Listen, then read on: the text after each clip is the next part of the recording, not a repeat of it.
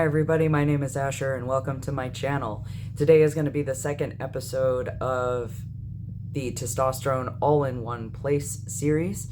And today we're going to be talking about the oral and the pellet methods of gender affirming hormone therapy, otherwise known as GHT. I want to disclose right out of the gate that I am not a doctor. I am simply another F to M individual, a trans man that is going through transition right now. I am only speaking from personal experience and what I have found in my own research regarding the subject of testosterone and the different options that are out there. I do have a master's of science, so I've been taught how to delineate information from a large array of scientific research. So I'm hoping to put together a series for anybody who's interested in this particular subject, so that you can gain that more accurate information, so you know what to go and ask your doctor when you are finally able to get that appointment for HRT or hormone replacement therapy. Disclosure number 2. The other reason that I am trying to put this together is because the type of testosterone that I'm on is actually not as common in the United States, and there's not a lot of accurate information out there about it. So I wanted to provide an opportunity to discuss my particular type of testosterone, because in Australia, it is one of the only other methods that's actually approved. And when I tried to research it on YouTube, I found maybe 1 or 2 videos max about Reandron 1000, or otherwise known medically as testosterone endocannabinoid or endocannabinoid. Depends on where you're at as to the pronunciation, so I'm just going to say it as it naturally comes out at any given moment, just so you know. Basically, in that research, and in the research that I found on all forms of GHT, the majority of the research is actually on the combination of Hypogonadal Men and Transgender Men. However, it is leaning more on the Hypogonadal Men side rather than the trans men side in regards to expectations of changes and what they would call side effects. As a trans man, we want those side effects. So that's fine with us, but it'd be nice to know the timeline for all of the different types of testosterone out there. The majority of them are about the same, whether you're using topical methods, which some say are going to take longer for those changes that we're looking for to happen, versus an injectable, which can in some countries be microdosed, but typically you'll see experience changes faster. The speed of changes depending on your method is really just a correlation. It doesn't necessarily mean it's a causation, but it is a very common response to the different types of hormone therapies available. However, at the end of all of your changes, it's still about the same. So I'll show you a little chart up here as the expectations of most changes on average, and that's topical or that's injectables. It's really not that different. So there's that for you.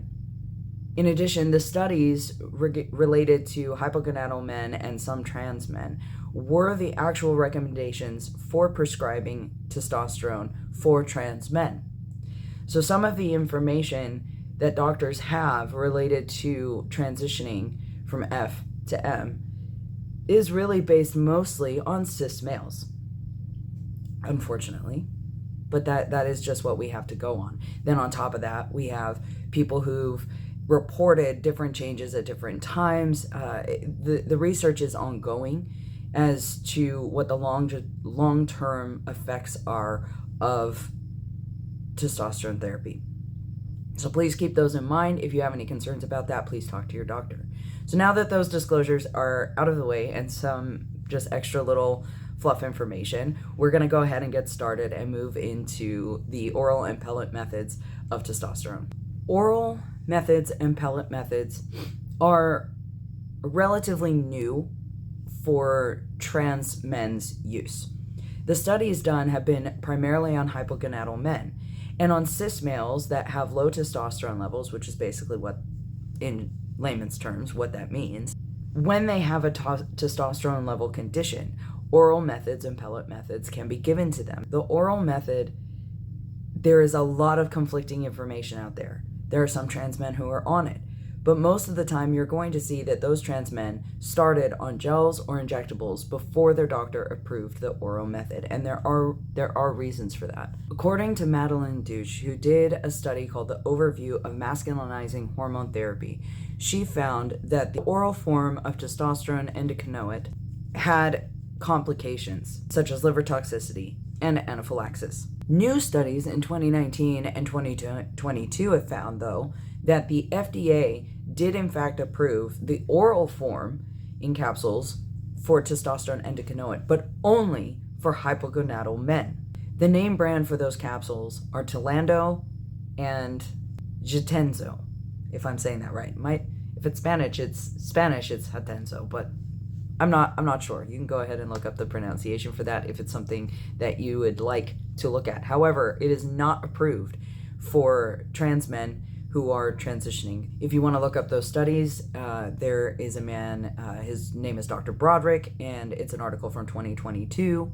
You can find that in Urology Times. By the way, all of these references are down below in the description. So if you want to go read the articles for yourself, I have created access for you to do that because they are kind of hard to find. The 2019 study that I referenced was actually done and presented by the FDA. Again, article link is presented below. Neither of these articles suggested that it would be safe for GAHT.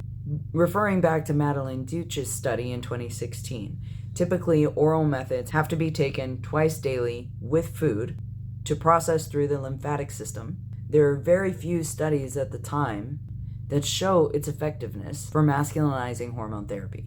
In the 80s, oral testosterone was used only for hypogonadal men, but was also discontinued for them due to liver toxicity. Because of all of these conflicting pieces of information, I highly recommend, if you're in the United States, to talk to your doctor about the oral options if that's really something that you want to look at. But the fact that there's so much liver toxicity, anaphylaxis, blood clotting issues in relation to it, and the fact that there are no actual studies that show the effectiveness of the use of oral testosterone as a masculinizing hormone therapy option, I have a feeling your doctor's probably not going to recommend it. And if they do, it'll probably be after you've been on testosterone in other ways, in which case the amount of testosterone you need when you get older, because your body has finally absorbed it to a good level, you won't need to have as large doses as you get older. At least that's what my doctor told me, and what other doctors have written in other articles. So that's something else to maybe talk to your doctor about. In Europe, oral testosterone capsules, which would be testosterone endocannabinoid, was available under the brand name Andriol in 2016. Is it possible to still get in Europe? That I don't know and was unable to find. So if you're in Europe and you know the answer to that question, please provide the answer below just to help out all the other guys out there who are looking into this option. Next up are the pellets. Pellets are actually becoming very popular, but particularly in Australia, it's really hard to come by, and they're not covered under the pharmaceutical benefit scheme. The only way to access it is through a compounding chemist. In the US, the brand name Testosterone has been approved by the FDA for hypogonadism, that is a word. For trans men, the prescribing recommendations for pellets are to begin therapy on another form of testosterone before switching to pellets. And again, that's mostly because we need to get your levels balanced out before you were to switch to something like that. You should go over it with your doctor. It should be a step-by-step process, maybe talking to an endo to figure out when pellets are going to benefit you. Pellets do have a lot of positives, though. It only has to be placed under your skin once every few months. It slow releases testosterone similarly to that of the testosterone endocannabinoid shot, which is the kind of testosterone I'm on, and I'll go into detail of all of that later.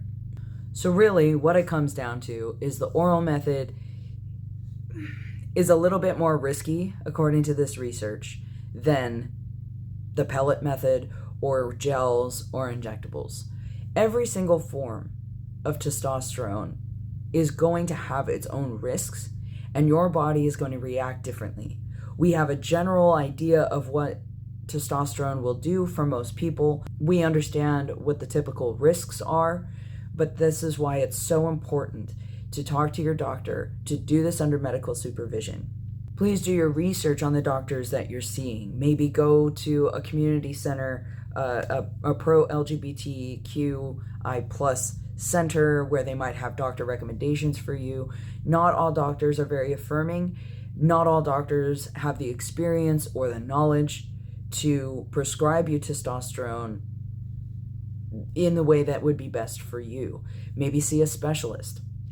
Hopefully you'll be able to transition safely. And if you can't do it safely, I would wait until you can. Because there are too many risk factors, too many things that can go wrong. But there are also so many things that can go right for you. You can, maybe your dysphoria is coming from your voice. Maybe dysphoria is coming from your muscle build. Maybe your dysphoria is coming from your facial hair growth and not having any, or other things. And primarily on testosterone, you're going to see those side effects. So, hey, go for it. If this is what you need to be well, do it, and don't let anybody stop you. Just do it the right way. That's all I'm going to say. That's my disclaimer. You know, I've just seen people do it in other ways, in unsafe ways, and it was a disaster for them. And it's taken them years to recover from doing it in ways that weren't healthy and weren't under medical supervision. So that's why I'm pushing that so hard, is please talk to your doctor. Again, I am not a doctor. I don't know everything. All I've done is some research, put it all together, and provided those links down below. Hopefully that helps you. Hopefully it encourages you. Hopefully it gives you additional questions to ask your doctor. It educates you and informs you, so that way you can go have a really good conversation with a specialist. Maybe even inform your friends about things that they might not have known. Maybe some misinformation that they weren't aware of. Just trying to knock out some of those rumors and to give you guys a real basis scientifically for what's available to you and why. All right? So I love you guys. Thank you so much for listening. The next video that's going to come out is actually the injectables video, the big one. And I'll probably have to split it up into 2 videos, because there's really common injectables in some areas of the world, and there are other really common injectables in other areas of the world. And trying to put that all in one video would take way too long. You'll lose interest and ditch out. So I just want to make sure that all the right information is accessible to you. So thank you again so much for watching. If you enjoyed this and you appreciated the information, please don't forget to like and subscribe below. But no pressure, you know, it's up to you if you want to or not. It's cool.